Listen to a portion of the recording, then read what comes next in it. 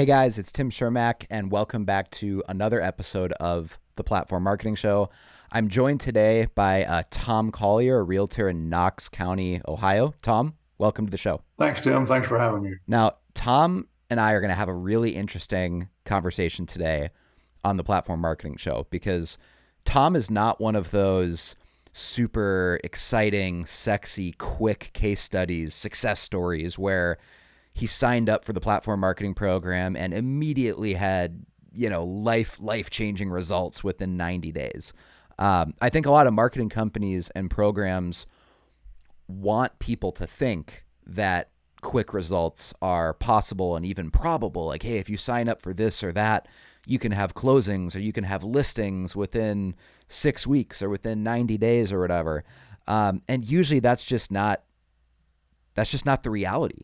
Right. And I think Tom is just an amazing example of being realistic about success and what it takes to have success and the timeline of sometimes what's necessary to build your brand and start experiencing momentum and what that looks like, however you define success in your market. So Tom, welcome to the show, and let's get started. I want to ask you the question. Tell me about Knox County, Ohio. What is your market like? What's the average price point? Tell the listeners about Knox County. We are a very rural county. We're dead set. We're the geographical center of Ohio. We're about 50 or 60 miles from Columbus, the local metropolitan area, if you will. We're a small community. 65,000 is our population in Knox County. And I really focus on Knox County. I do very little outside of that area. Some agents will go much further. I really want to and desire to focus on my specific area and county. So we're about 65,000 people. We have 5 miles of 4-lane highway in our entire county. We are 20 or 30 miles from the closest interstate. Okay. So when I say we're rural, we're rural. Our largest community is about 15,000 people. That's the county seat. Okay, and what's the average price point there? Yeah, the average price point just broke 200,000 this year for the first time. We hovered around 175 to 190, and with some increases in activity and shortage of homes, we've just crested the 200, maybe 205 mark for the average sale price here. Okay, so you're looking at, realistically, an average commission check for you is going to be somewhere around, let's say, $5,000. Right, 4,500, 5,000 is general, yes. Mm-hmm. Okay. And when did you sign up for the platform marketing program, Tom? Do you remember what month and year it was? Yeah, I do. August of 2020, right after the Okay. big hit of the pandemic. Yeah. And I have to say, at the time I joined, when COVID first hit here, it actually didn't affect us much in the very early beginning, but as it went on, it affected us a great deal. And literally, when I joined platform marketing, I don't think I had a closing in nearly 6 months. Oh wow. It So was you that were it you was were that you were bad. really starting from like a baseline of pretty much Yeah, zero. yeah, and I had been in the business for a number of years and had a relatively successful base and business. So it wasn't like I was a newbie starting out and Sure. just COVID hit. I was licensed in 2003. I didn't really start full time in the business until 2008. And who wouldn't want to start in real estate in 2008, right? And that's when I went full time, and it was do or die. People used to ask me how sales was at that time, and I said, oh, it was great. I sold my refrigerator, my car, my couch, anything you could do just to keep in business. But No kidding. so I'd been in the business a while, but COVID really had a bad effect here. I think that was true of a lot of people though, right? Like, and we're kind of seeing the same dynamic play out this year in 2023 that Right. even if you had a successful business in previous years, transaction volume this year, depending on what market you're in, obviously all real estate's local, everyone knows that, but the average across the country is about most markets are down about 30% in transaction volume, right? So even if home prices haven't come down a ton in terms of transaction volume, like the number of transactions happening every month, that number's down 30% year over year. So essentially the pie has just shrunk by 30% in terms of the number of closings out there for realtors to, for realtors to get. And so it's it's totally normal. I guess that's what I'm saying, that if your business is down a little bit this year, that's why. But that's what I think makes your story really compelling, Tom, is that your business is actually up in the last year. So in a rolling 12-month, 18-month period where the overall real estate market has actually tightened by about 30%, your business has greatly expanded. And that's to your credit. Like, I wish platform could take more credit for this success story, but really I think the main variable is just your endurance and your patience in trusting the strategy and not looking for a quick fix and not looking, for like, hey, I want to triple my business or whatever in, in 3 months. I mean, you signed up in, you said August of 2020. And how long do you think it really took you to see results, to see your business really growing in a meaningful way? Because I know you were not one of those people that saw results in the first 6 months, even necessarily in the first 12 months or the first 18 months. I mean, how long did it actually take you to feel like, okay, this platform thing is working? It took every bit of 2 years. And I won't say that I didn't have anything from platform. Certainly I did, but to the extent where I would say, "Oh man, this is really making a difference for me." Um, in the background, perhaps, but as far as reflected in the numbers, really, it wasn't until 2 to almost 2.5 years, I guess, 2 years and 3 or 4 months before that really kicked in to where I could say, look, this was worth the wait and worth all the efforts we put into it, and really start showing up in the numbers. So it was every bit of 2 years or more. And I committed because I think that's what Andrew told me when I started. He said, you want to give this a minimum of a year, but likely 2 years. And I committed at that moment that, barring some catastrophe with it, I was going to give it 2 years. And I think you will even recall that 6 or 8 months ago, we had a conversation Yeah. Yep. through my uh, account administrator, Jordan, and just said, hey, am I doing something wrong? Am I not doing enough of Yeah. something? Am I doing, Yep. I because it was relatively flat, which again in a down market isn't a bad thing, but it wasn't where I wanted it to be, and it certainly wasn't the stories that I heard on some of the podcasts or going to some of the masterminds where people were tripling and quadrupling their numbers in a relatively short period of time. And sometimes it gets almost a little discouraging because I think, what am I doing wrong? Yeah, that's But that's it that's that's absolutely something as like the CEO of platform that I've become more conscious of over the years, is that it's not that we ever want to stop celebrating the wins, right? But I'm starting to realize how, hey, sometimes people that have been with platform for 6 or 9 months or 12 months or shoot, 18 months, and their business really isn't blowing up like some of the other people they see, it can kind of actually be discouraging to hear right, stories of someone whose business doubled within a sure, year of starting the sure. platform strategy, because you kind of start thinking, what am I doing wrong? Yeah. Or maybe this just isn't going to work for me, or maybe it's not in my market. Maybe their market's different. Maybe they do something different. And all those questions, of course, went through my mind. And I think when you and I and Jordan talked together and we looked at the numbers and what the growth rate has been and what we were spending, and you kind of helped assess all of that and say, here's the strategy moving forward, and here's you're not doing it wrong. You're not slacking. And I will say too, first to admit that the first 6 months in platform, I had a tough time getting in front of the camera and doing the videos and doing all this. So you almost can't count that first 6 months, Sure. like a lot of other agents. I'm sure that uh, it was just that hesitation and, oh, I don't look good on camera. I still don't, but I do it anyway.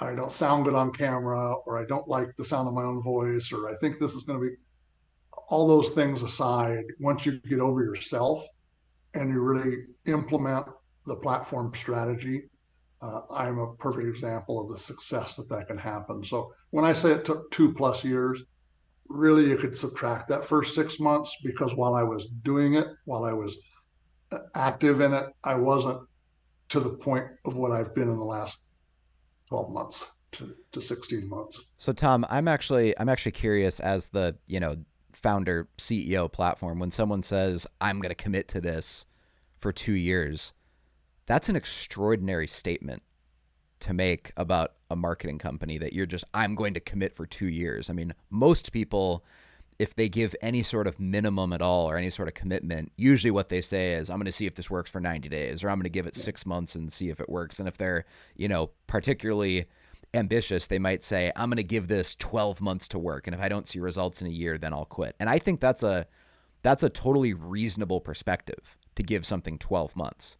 You know, what what was it about platform that made you think, I'm going to stick with this for 2 years? Because clearly you must have had some level of trust, or some sort of intangible that made you think, I'm going to give this that long of a period of time to work. Because I think most people don't sign up for Zillow and think, I'm going to give this 2 years to work, or they don't start sending out direct mail and they think, I'm going to give this 2 years to work. Like, what was it about platform that made Yeah. you give it that long of a runway and have that much patience? First of all, I guess I'll say that there was a trust level, and we can talk about that in a second. But since you mentioned Zillow and Realtor.com and some of those, I have never done that.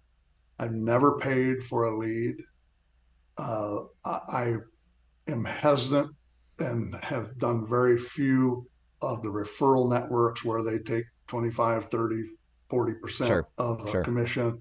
That just was never felt right to me.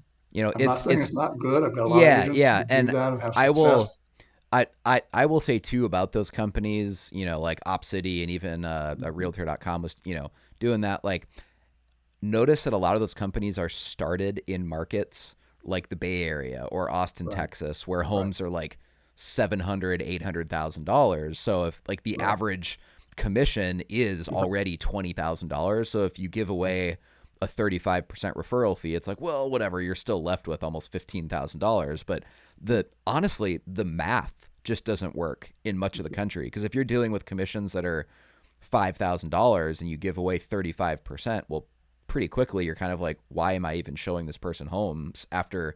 after taxes? I'm going to end up with $1,500. Like, Exactly. it For just the doesn't make same reason sense. I don't discount my commission. I value what the service I provide. I believe it has the value. I can defend the value, and I make no apologies for what my commission is and what I earn. And that's an important part. But back to your original question, I think there are a couple of things. One was the trust level in talking with the folks at Platform. Um, Second, I've been self-employed since I was 18. That's 40 years now for me. Um, I have been self-employed since I graduated high school. And that commitment came from that self-employment mentality of, it doesn't matter if I'm doing radio or doing something else. You have to give it the time to work. You have to give it the energy. You can't place one ad or a month's worth or a weekend's worth and just expect that people are going to respond to that.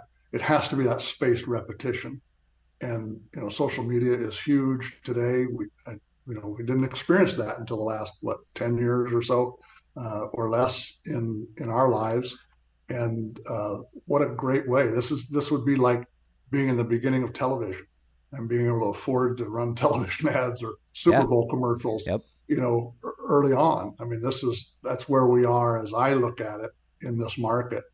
And I'm personally not a huge technology. I mean, I can handle myself in technology. I'm comfortable with most things, but I'm not one that's going to explore new things. I'm certainly not one who's going to put in the behind the scenes work for social media and video and Sure, all those sure. things. And so I knew that was a weakness of mine that I'm not going to do or not going to take the time to do.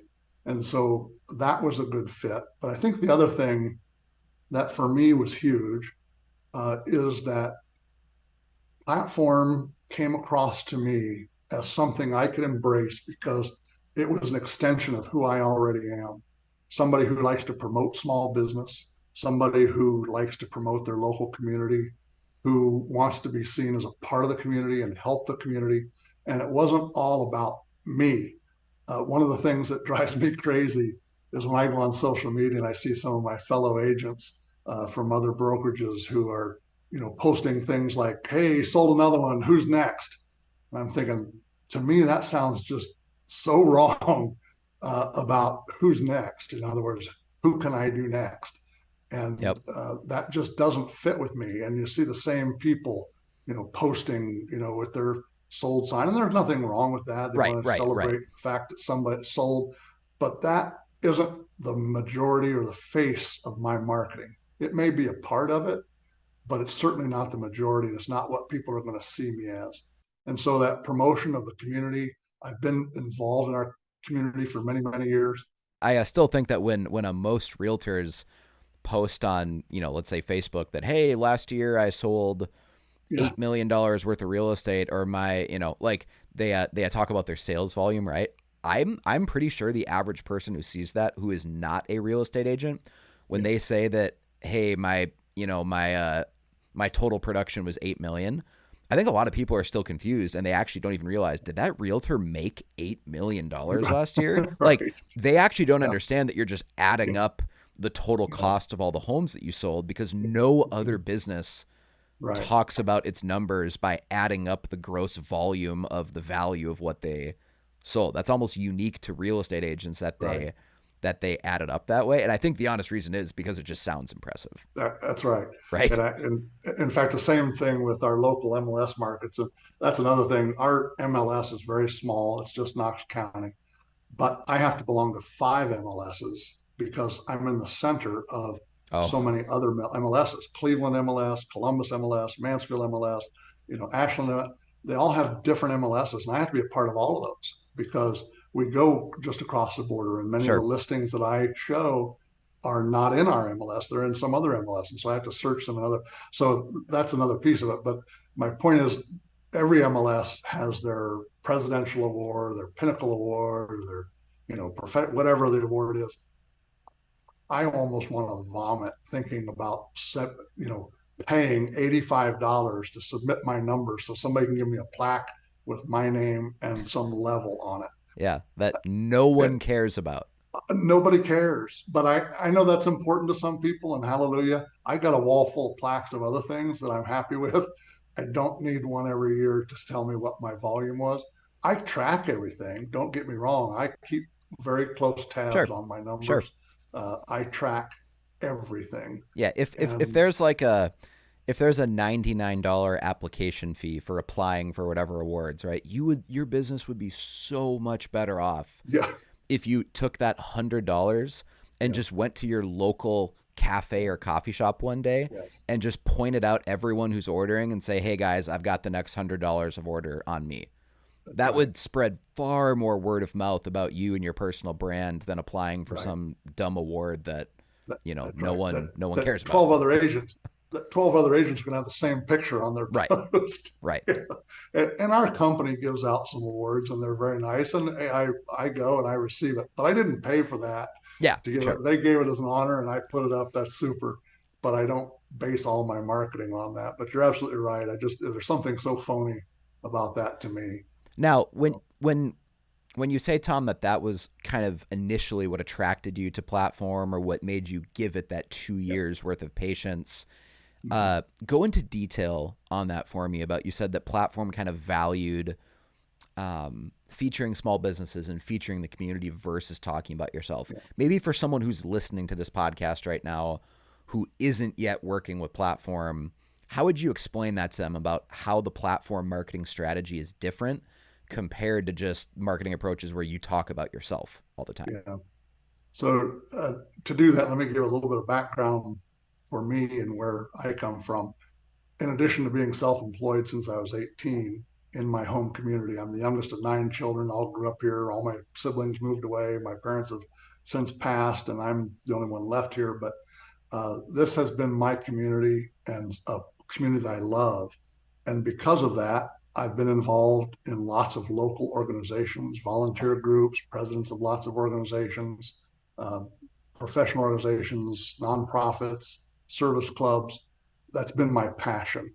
And in addition to that, I also have been an elected official locally. I was on city council. Then I went to the state house. I was a state representative for 8 years, term limits, got out. I've been a county Wow. commissioner for 10 years since. Okay. So, as far as name recognition that way, but before somebody goes, oh, well, that's where his success came from, everybody knows him from this. I can tell you that hurts me more than it helps me because people, for several reasons, sometimes there's people that just don't agree with me politically and therefore they don't ever want to deal with me. That's okay. That's theirs. I don't look at it that way when I'm dealing with them, but some people have that view. Second, people have seen me for many years as that public servant, I like to say, rather than politician, because words mean things, and poly means many, and ticks means bloodsuckers. So I like to say public servant. As a public servant, people know me as that. And one of my goals with platform marketing was for people to see and identify me as the local realtor with the same passions for my community, the same passion towards serving people, but in a different venue. Yeah, And so that was very important to me. it was almost about reinventing or rebranding yourself as, hey, I don't want you to think of me as a county commissioner or a state Right. representative anymore. I want you to think of me as a top real estate agent now. Right. Exactly. And that was one of the goals. And so that's why I said it had to fit with who I am. And I didn't see anything else out there that fit or uh, aligned as well with who I am and what I want to promote as Platform did. So it became a very easy, simple transition, and it didn't compete. People didn't have to think in their mind, "Oh, is he this or is he that?" No, he's just a proponent. He's a cheerleader for his community and for small businesses. And if I'm known as nothing other than that, I'm good. I'm good. Tom, let's get into some of the specifics of what that business growth has looked like. You mentioned that it took you, 2 years really to feel like that investment in the platform strategy was, finally starting to pay dividends. And I've just got to say, that's incredible that you stuck with it that long. Like that almost makes me emotional as the, CEO platform, hearing that someone put that much trust in us, where we kept telling you over the last 2 years, just trust us, Tom, it's going to work. Like, just have the patience. And that you actually did trust the system and you stuck with it that long. And now you're seeing the results. Like that really makes me happy. Like, it gives me the warm fuzzies hearing that you trusted platform and that you put in the work, and now you're getting the results. So what have those results been? Let's say this year, is your business up 10%? Is it up 25%? Or Yeah, so I can give you pretty much the exact numbers in round numbers. Through 2018, 19, and 20, before I was with Platform, I hovered around $7 to $7.5 million in total sales, which, as an individual with somebody who does other things, yeah, probably isn't bad in many markets, and especially at at that time, 150, $175,000 average sale price. That's not a bad year, yeah, but it wasn't that's where I that's wanted it to well, be. I'm just gonna say this because you're pretty humble. That's extremely impressive when you're selling lots of $175,000 houses, that you could get to $7-8 million a year in sales. Because I think a lot of people hear 7 or 8 million and they're like, what is he selling, 10 homes a year? And it's like, no. Yeah, right. He's doing Yeah, pretty major yeah, volume to get yeah. that amount of sales in a market where like an above average home for you is $250,000. Oh yeah, yeah, yeah. I think it was up until a couple of years ago before I ever sold a single $1 million home ever. Um, and in fact, we just in our market, I think it was 2 years ago, had the first. We have a small lake community where the first lakefront broke $1 million Okay. was less than 2 years ago. In our entire market, we'd never had that. So So you it were wasn't you just were me. Just, yeah, you were already reasonably successful before platforms. So that kind of sets the stage. That was the yeah, foundation. That was the yeah, before. You were selling yeah. about 7-8 million. Where are things at now? What are you tracking for? So, so in 2021, which was a full year with Platform, I did about $10.3 million in sales, which was a good increase. Now, in that time, I also added a brand new agent who is kind of as a buyer's agent. to help. So she was brand new. It wasn't like she came in and brought in, tons of business. This was still developing. Yep. I really do think that was just natural growth. 2022, I really set my sights high and I was hopeful that we'd really knock it out of the park. And honestly, I was set my goal at 20 million after one of the masterminds. And I thought, we can do this. And 22, we ended up again at about 10.3 million. And so it was relatively flat. Now, keep in mind, to keep that in perspective, the market here was down between 5 and 10%. I was Sure. steady. This year in 2023, and we're just hit the midway point of 2023 for those that might be listening in a different time frame. Uh, to date, we did over $9 million in sales in the first 6 months of 2023. Now, keep in mind, at this time, our market is down 7 to 10 to 12% in my same MLS. I figured this up recently. That's approximately 40 transactions or 40 sides, if you will, is the way we track, and $9 million of our uh, local MLS. That's about 13% of the entire MLS. Wow. So that's not a bad gig Wow. halfway through the first, this year. So we're up 98% this year over last year in a market that's down That's down. locally Yeah. about 10%. In Columbus, I understand they're down closer to 20 to 25%, Yep. and I'm up 98%. So you're Um, you're up basically 98% in a year where interest rates have, I mean, basically tripled from where they were before. exactly. Transaction volume is down. There's kind of just this Right. general sense of pessimism in the market right now, right? And you're Exactly. up 98%. Right. That's got to feel really good. It does. It really does. And it's where you kind of breathe that sigh of relief and say, God, I'm glad I didn't quit. Yeah. and and here's how I know, Tim, that a lot of that comes from platform. And I do track where every lead comes from and where it goes. And I have to Sure. say that a lot of my business has been done with past clients and with other individuals that have. But I also highlight those that had what I call the platform influence. And so somebody who I may have known, but they wouldn't have called me but for my Facebook marketing, or somebody who referred me because they see me constantly and I was top of mind for them, because I really don't do a whole lot of other marketing. I don't do billboards. I don't do print marketing. I sponsor a few things here and there, but I don't have any other, I don't buy leads. I don't pay for any other marketing things. I do a few of the little magazines every couple of months just to have something going out in my name. But really, platform is the basis of my marketing. And here's some of the ways that I know that that has worked for A, the volume, and B, that transitioning and uh, reforming of who people see me as. Yeah.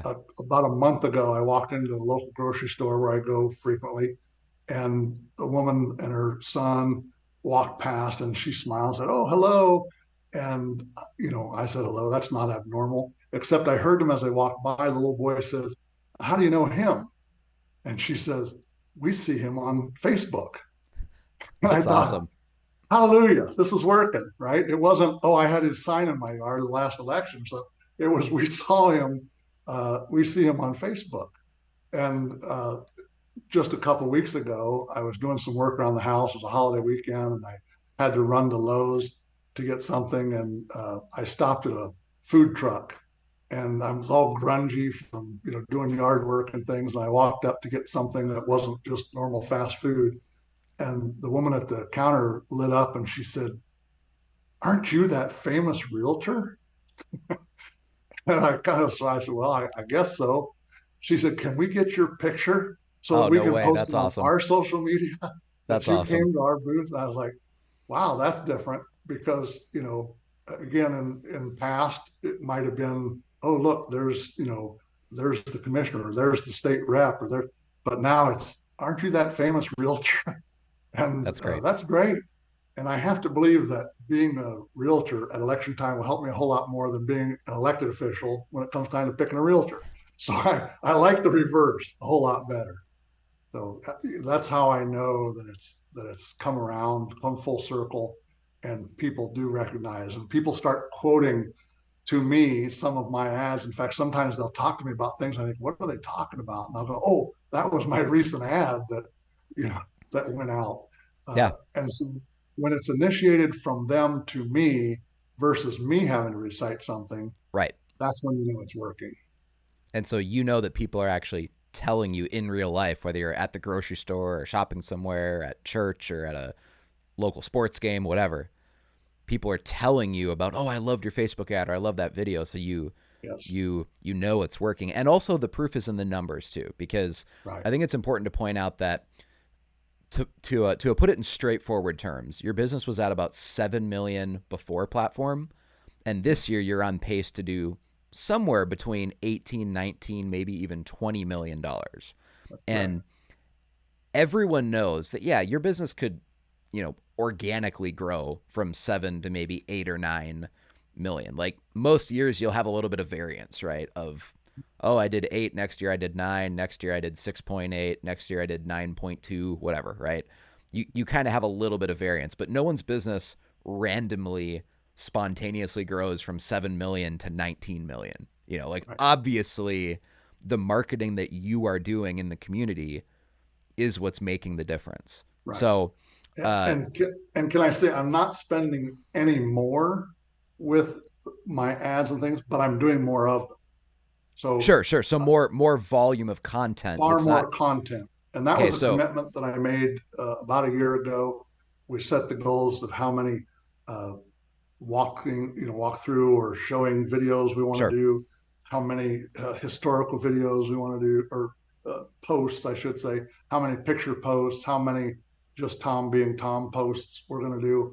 And we've really focused on making sure we hit those numbers every month. And part of doing that, one of the things I learned at one of the more recent masterminds was, I don't know why it didn't dawn on me before, but literally designating a day for production. Now, that yeah, doesn't mean that we're never going to do anything else that day or that we're not going to do production on other days. But if we know that Wednesdays are our production days and we had our Monday call with our ad administrator, then we know exactly what we need to do. What do we need to knock out? Sometimes it takes 10 minutes, sometimes it takes all morning. It just depends on what we're working on, but we can map that out, we can strategize that, and we know what we need to do on that day. And we're far more committed to doing it. And because I have those numbers in front of me that this is the number of posts or videos that I want to do each month. Uh, and we don't want to settle for any less than that. And you find ways to do it. And we're committed to doing it. And that's made a huge, huge difference so you rather are than you are losing. taking one day a week, and this is like Wednesday is your designated content creation day, where Right. you're probably not scheduling a whole lot, if any, meetings on Wednesday or phone calls on Wednesday or showings on Wednesdays, because you're willing to tell your clients like, hey, Wednesdays are my marketing days where I spend all day Wednesday creating content, whether that's Yeah. filming videos, taking Yeah. photos, just creating content, because that way I know that I'm creating enough new ads every week so that people aren't just seeing the same old ads recycled over and over and over again. They're regularly seeing fresh new photos and videos on your Right. social media feed, which kind of creates the perception that maybe you're spending even more than you actually are, because there's constantly new stuff going out. So Tom, actually let me just ask you, how much do you spend on the ads budget every month?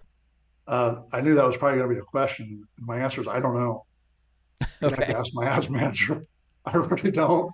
I'm sure we set a threshold at some point and said, "Hey, keep it at this." But I don't know, and I don't ask honestly because it's working. And I know if I need to spend a little more, she has the freedom to do that. And if I don't, she won't. And that's part of that trust part that we talked about. Sure. That we have a great relationship with Jordan, and we trust her. And she'll ask us, I'm going to put a couple dollars a day behind this one, or I'll put less behind that one, or I'll stop doing this one. But the totality of it, honestly, without looking at my credit card statement or my taxes, I don't know. I I would think say if it's somewhere in the neighborhood of maybe 1,500 a month, or so. I don't know.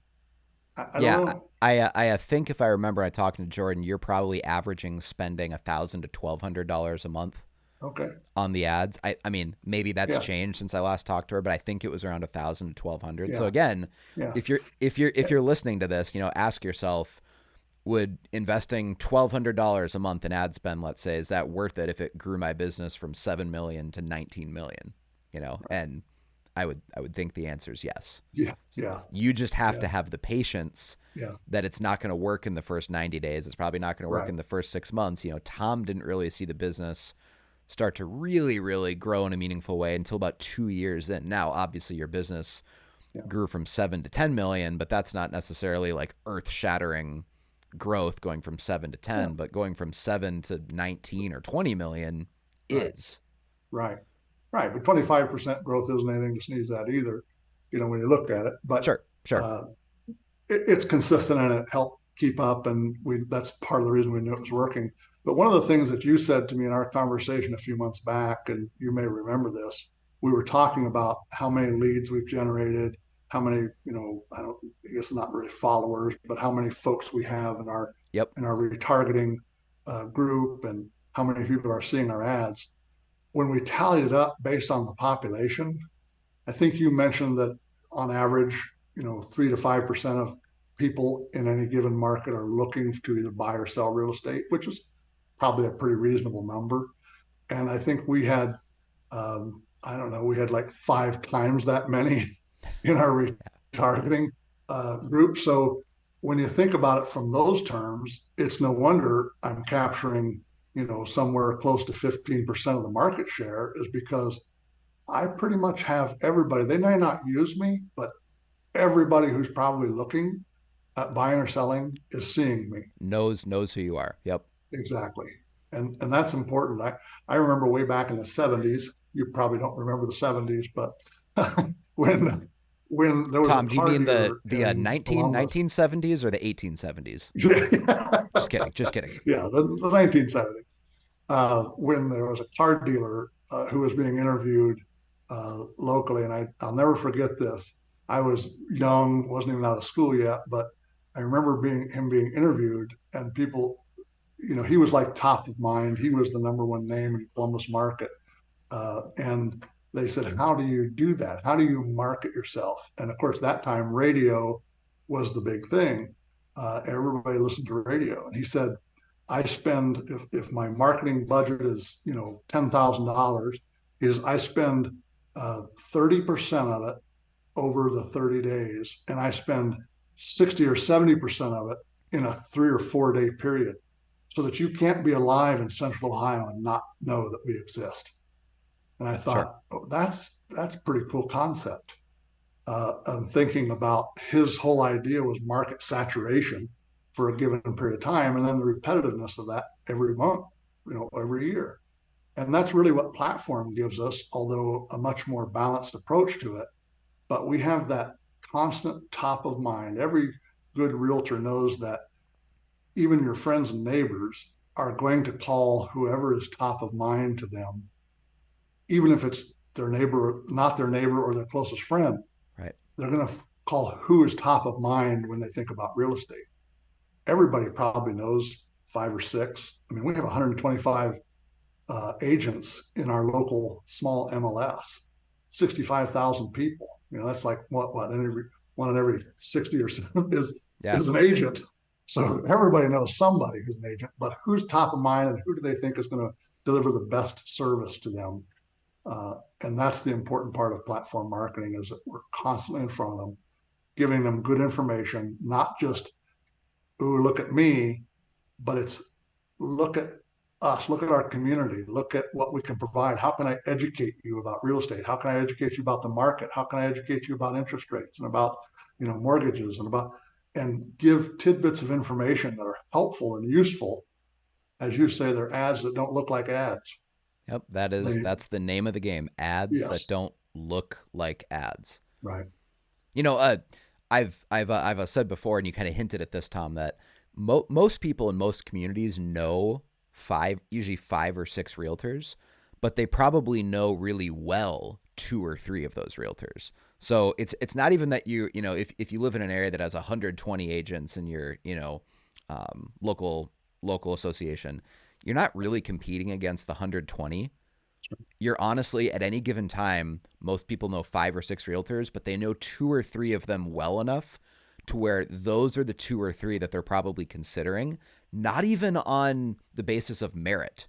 They just know two or three people because maybe one of them goes to their church, one of them is a volunteer coach on their yeah, kids baseball team, whatever. They know two, right, maybe one of them is in their neighborhood, right? Their neighbor. They know two or three agents. So all your marketing has to do over time is just consistently position you as being better and more knowledgeable and more trustworthy than those two or three people that they right, maybe already know. And as long as your marketing does that, you're going to get listings, you're going to get buyers, right? So don't psych yourself out if you're like, oh, I'm in a market with 1,000 realtors or a market with 500 other agents in my right, association or whatever. Because right, like you're never in competition with everyone. You're only in right, competition with the couple other people that they might be comparing you to. And you right, just want to set up your marketing in a way that if they search on Facebook or they search on Google or YouTube, that all they see is you because they see yeah, all the content you've created. And then they're like, yeah, oh, okay, well, clearly this person, this Thom Collier guy is way more knowledgeable and he seems way more in tune with the market because look at all the content he creates. He's constantly putting out photos and video updates of what's going on in the area. Like I think this is the realtor that we want to work with because especially if they're selling a house, mhm, really they're auditioning who's the best marketer because they right, want to find out which realtor is going to market and promote their home the best, right? And that's not always necessarily true of like a buyer agent. Like if they're working to buy a house and they're looking for you to represent them on the buy side, I think it has a little bit more to do with intangibles and just do they like you in some kind of warm, right, fuzzy sense, because they're not necessarily doing research on your skill level if you're representing them on the buy side. But on the sell right, side, they're absolutely looking at like, okay, what's his marketing skill set? Does he promote well? How well does he understand online marketing? Like, because they want to know that if they're going to pay you a huge commission check to sell a house, that you right, are actually objectively better than other agents in some objective way. And so that's right, why having right. impressive marketing matters, especially if you're trying to pick up more listings. So, Yeah, Tom, and that has been a focus as well, is more listings, and that has really worked. And to be able to go into a listing appointment, say, look, um, here's some of the other agents that you might be familiar with. Look at how many views they get on their videos because they post a lot of them, sure, and they'll get 200 on a good one, maybe 250. right. And I say, here's one with 28,000. Here's one with 30,000. Here's one with in a market of 65,000 people. Right, like half the population has seen your Right, videos. Yeah. right, And right. actually, I always add the nuance that if you're in a town with 60,000 people, usually half the population of any area is children. Yeah, So if you're getting 30,000 video views on a video in a town right, of 60,000 people, it quite literally means that every single adult in the area mathematically has seen your video because we're obviously not marketing it to 7-year-olds, right? right, So right. that's very impressive. So Tom, what ratio or percentage of your business would you say is the listing side versus the buy side? Yeah, I can't tell you an exact percentage, but I do know that has increased significantly. That's one of the areas that we really want to focus. And the reason that it has increased is that we have made a more concerted effort to do the listing videos. I know it's easy to say, well, this listing sold real quick, and so I didn't need to do a video, or Sure, this home isn't really worthy of a video, or I don't have listings. Those are not good excuses based on the value of doing them. And so we've committed to doing 4 a month as a minimum, whether they're ours or somebody else's. I called we get a lot of out of town agents who list things here. People Sure. think, oh, if I call the big city agent, they'll sell it faster. So And every they're not even every single week you're putting out a new listing video tour. right. Yeah, Okay. exactly. Or more. And so, we did there's a property here that's listed for 2.5 million, which is like $1 million overpriced because the out of town agents don't know how to price here. But I just called him and I said, it's a beautiful property. I said, hey, do you mind if I give your property an extra push? You're not a member of our MLS. I can do a video. Here's what some of mine look like. I'll put it out. I'll give you credit in there. Do you mind if I do that? And they're like, sure. I mean, anything to get this thing sold. And we did that. I can't believe how many people said, wow, I saw that new listing you got. Wow, that's a really cool listing. And it upped the game of the value of what they saw from me. Yeah, they just assume it's your listing. That's why I'm such a That's huge right. proponent Right. in the platform of like, if you don't have any listings of your own, borrow listings from other Yeah. agents and film Yeah. videos of other listings where you are giving the video Yeah. tour. Because even if you say in the post, even if you make it perfectly obvious that, hi, this is not my listing, I'm actually going to show you Bob Smith's listing today, and Yeah. it says that in Right. the ad, people forget that within 1 second, and just what they Right. remember is they saw Thom Collier on a video in $1 million house, and so they just assume that it's Tom's listing. So in a very real way, you can kind of manufacture this reality that you're a top listing agent and then you have a lot of listings, even if you don't have any, just by Right. filming video tours of other agents' Right. listings. Because anyone I, who I, sees them will I think that picked, it's your I listing. picked just this last month, I picked up a $400,000 for sale by owner because I called them and they said, well, we really want to try it for ourselves. Great, no problem. Hey, could I give it an extra boost? Because I know you've seen my videos on Facebook. Do you mind if I do that for you to try to help bring a buyer? And they're like, sure. So it won't cost anything. So I did the video and, of course they didn't do anything with it by themselves. And who's the first person they called to say, hey, we're not going to be able to do this by ourselves. We need some help. Will you do that? Well, of course I'm going to do it. Who else are they going to call? I've Right. already been through their home. Right. I've already done a video. I've already got the marketing in place for them.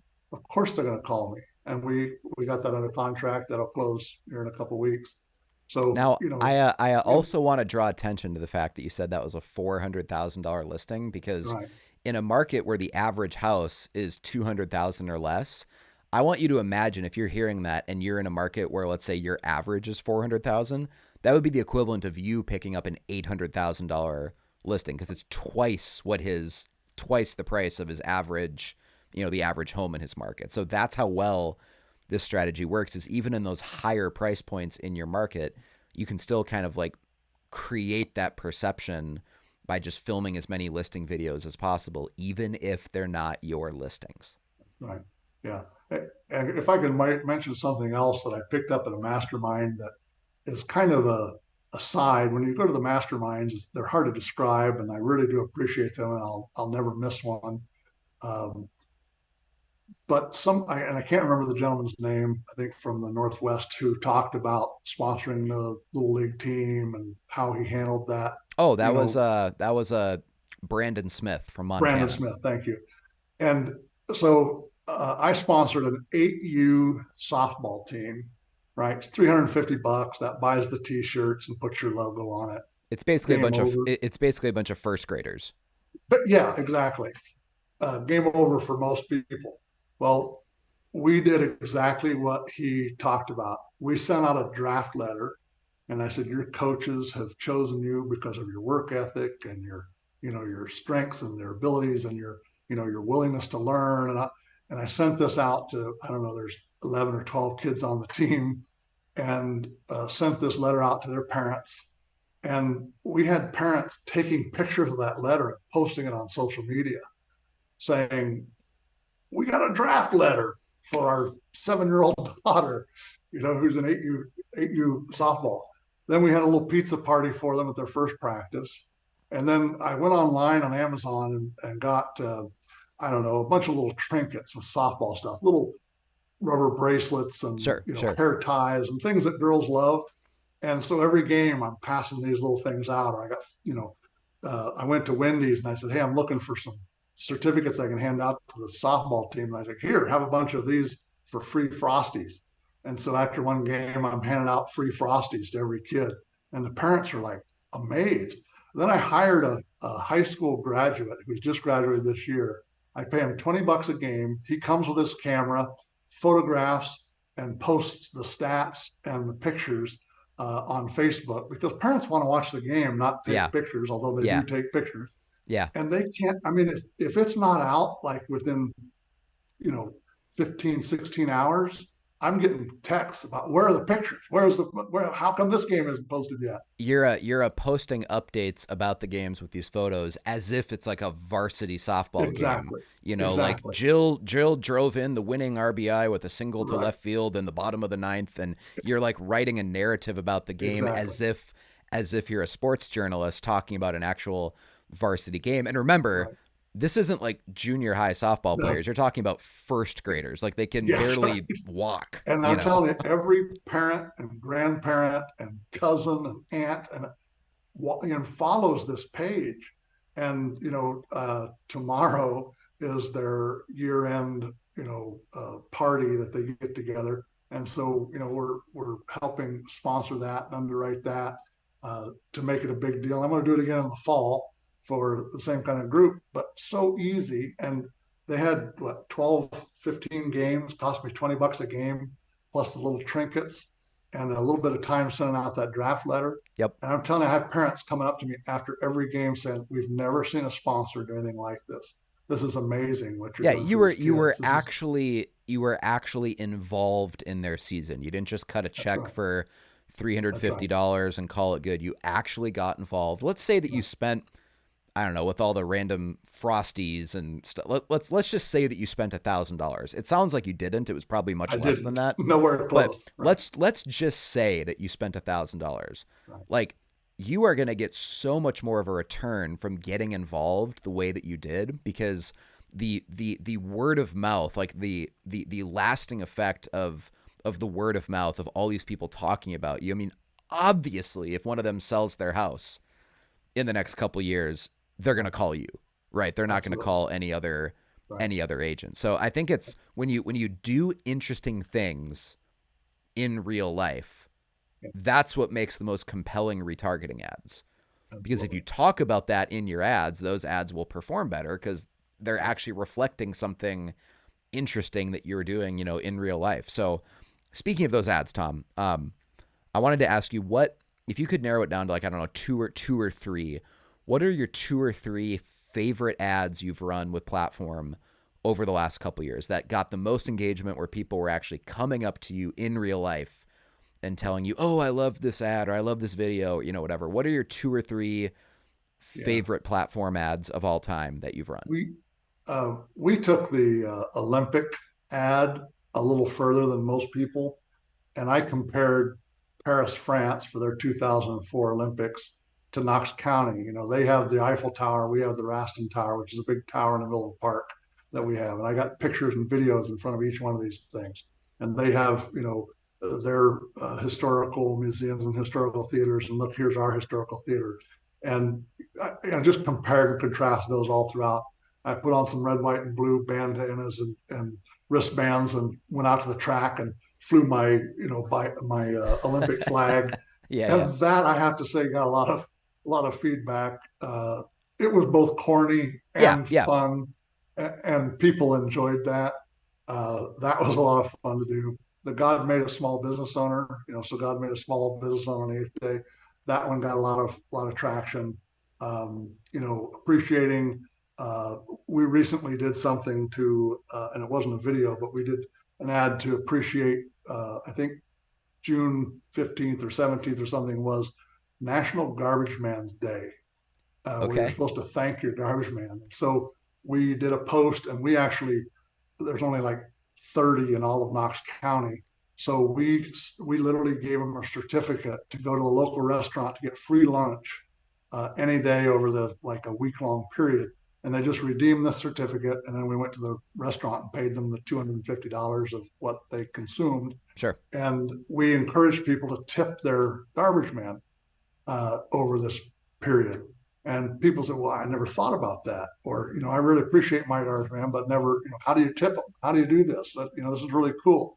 So just feedback like that of taking something very simple, and we weren't doing it just for marketing purposes. We were doing it because we really do Yeah, appreciate because you those actually people. want to be If involved in exactly, your if community. you want to know Yeah. how much you appreciate them, let them miss a week.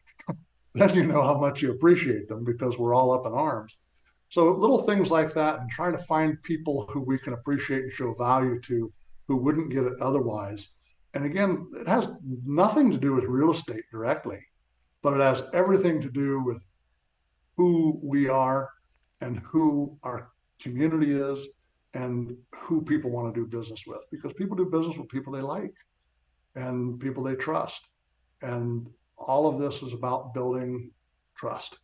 I And think that, when some agents, whether they're working with platform or not, when agents are spending money on marketing and sometimes it's not working, I think the glaringly obvious thing that sometimes isn't so obvious when you're, working in the business and you kind of have blinders on. You're like in the trenches, right? And you can't zoom out and see the big picture.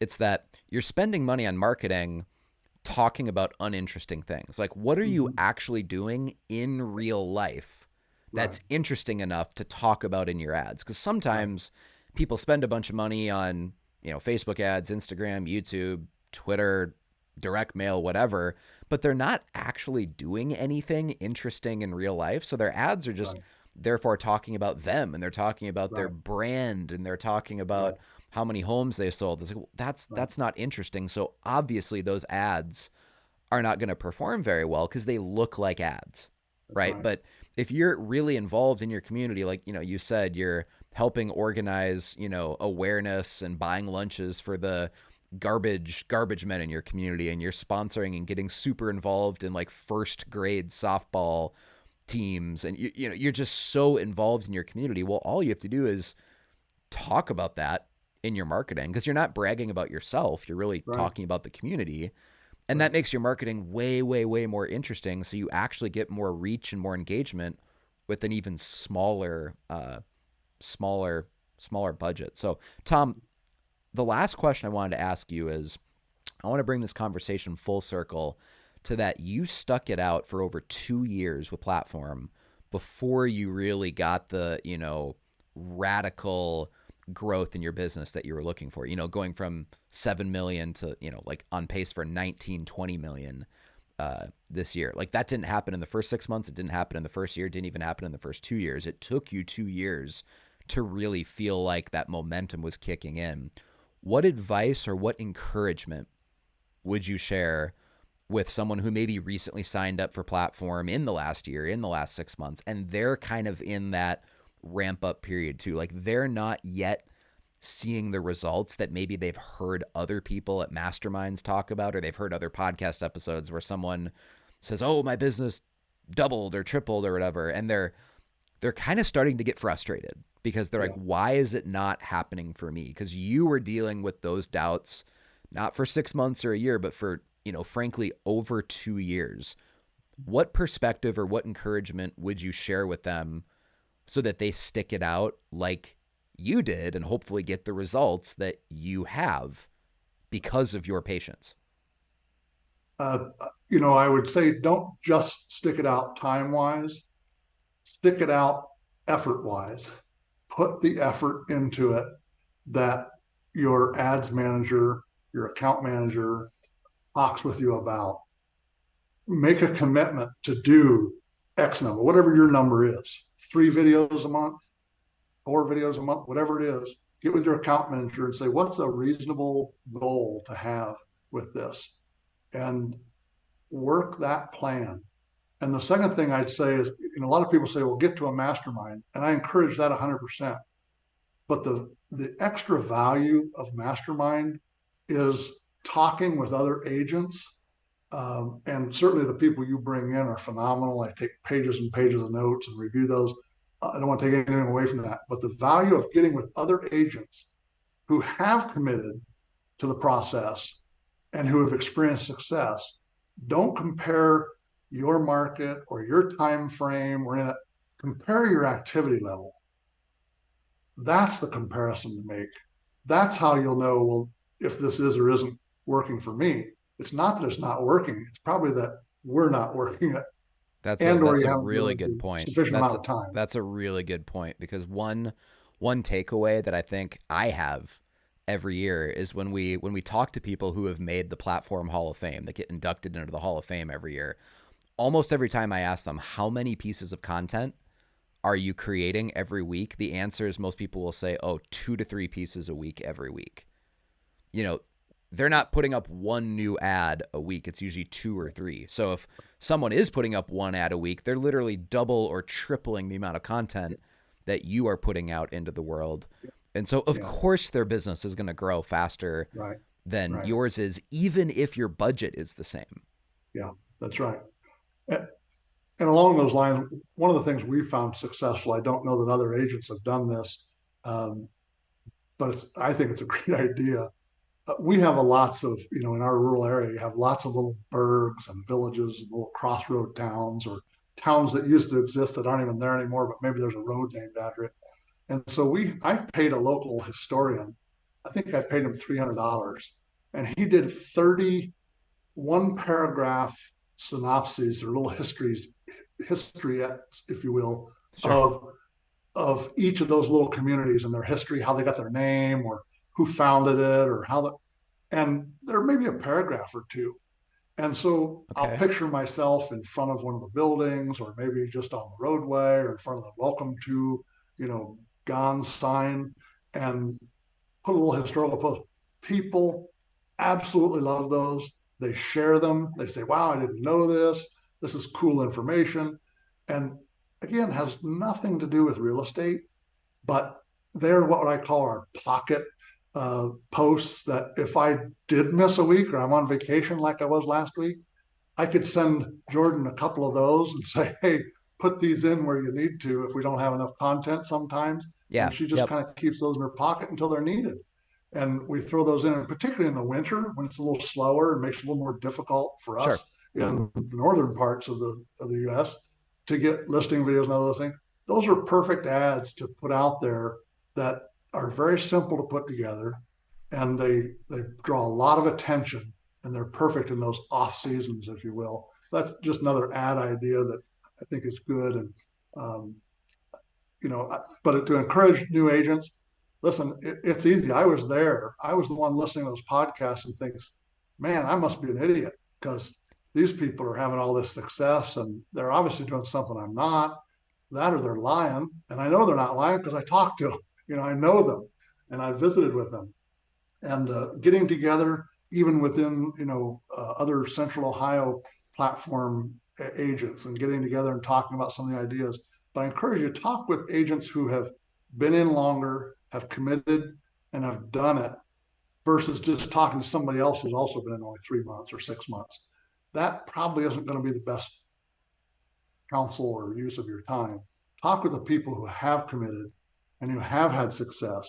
And I've never found one that wasn't willing to share or to just listen or to understand and say, hey, I understand there's going to be some downtimes, but what are you doing here? What are you doing there? And sometimes coming from somebody different other than your ads manager uh, is sometimes going to make a world of difference. But there's so many benefits beyond just the Facebook marketing of platform and the interaction with the other agents and Yeah. getting to It's know a them, which, I suppose you could do at any other, uh, real estate uh, consultant group or whatever, but not to the level with platform because you're actually sharing those ideas and concepts. And we really do call it a plat family for a reason. We all have those commonalities and we've all had the struggles. We've all been there and you read somebody new posting this on Facebook that, hey, I really don't know what to do with this listing, or I'm really nervous about getting in front of the camera. And it's like, get over yourself. I've been there. We all have. I don't like doing it. I didn't like doing it at the beginning. And now we just do it, and it's part of it. And people already know what you look like. They know what you sound like. You're not impressing them. You don't have to do it professionally. Just do it. Just do it.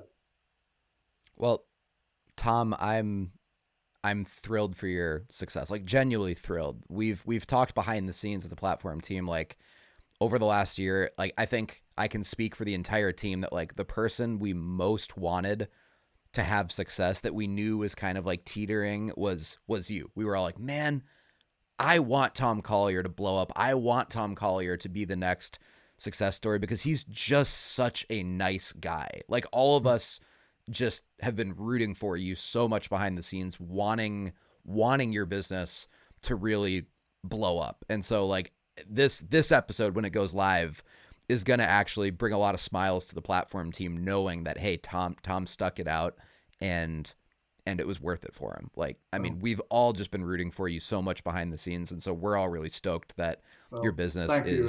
And is where it's gratitude at. to all of the platform family because it's not just our ads manager, although Jordan, our relationship with her is great. We love her. She's part of the family. Um, and certainly with you, but we know that there are lots of people behind the scenes that we never get to see or talk to, or we just hear about that are all part of the success. And that's the beautiful thing about platform is everybody. It really is that family dynamic. Everybody wants to see you succeed. There isn't a selfish bone in anybody's body at platform or who is in platform. We all want it to work well for ourselves, but we also want to see it work well for other people. And we pick each other's ideas. And the fact that I run an ad that's the same as somebody in Texas, nobody's going to care or know. And, everybody thinks it's my great ideas. I would say 90% of them aren't. There's somebody else's great idea that I just got to copy and alter to fit me and to fit our community. And that's the beauty of it. It's not cookie cutter trying to run the same meme or same other. It's it's the same concept or idea put into our personality and our community so that it matches who you are. It's authentic marketing more than anything. It's just authentic. I think that's a great place to end. So, guys, thank you so much for investing your time and listening to this episode. Feel free to reach out to Thom if you have any questions. You want to pick his brain. Thom, would you mind sharing your cell phone number real quick in case anyone Absolutely. wants to get a hold of you? Sure.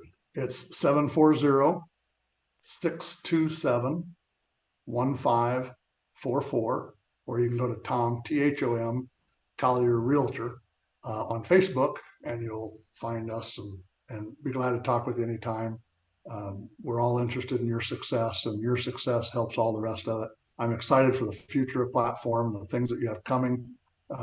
And again, I just want to encourage anybody who's been with it 6 months or a year or 2 years, if you haven't seen it yet, stick it out, but only stick it out if you're actually doing the work, doing the effort, and making a commitment.